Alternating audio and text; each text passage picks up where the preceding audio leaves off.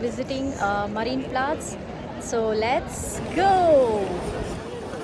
This is Marienplatz in Munich, Germany, and it is very famous tourist place. Whoever comes to Munich, definitely they visit here this place, and very attractive, very old architecture. And you can see here lot of shops are there and lot of tourists already visiting here. So there is, you can see there is a one clock here, and this dancing clock mainly operates 4 times in the day: morning 11 o'clock, 12 o'clock, evening 5 o'clock, and night 9 p.m. last.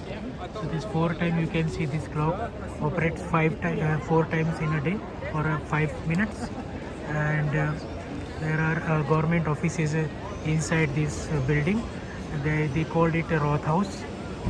So weather is sunny today, and you can see lot of childrens visiting this Marienplatz today, and you can see we are going for this short trip nearby area of this Marienplatz. So here you can see the U-Bahn is there, so you can see, you can find S-Bahn U-Bahn connection from here, and here to that you can see lot of restaurants are there, so people, you can take your breakfast or lunch here.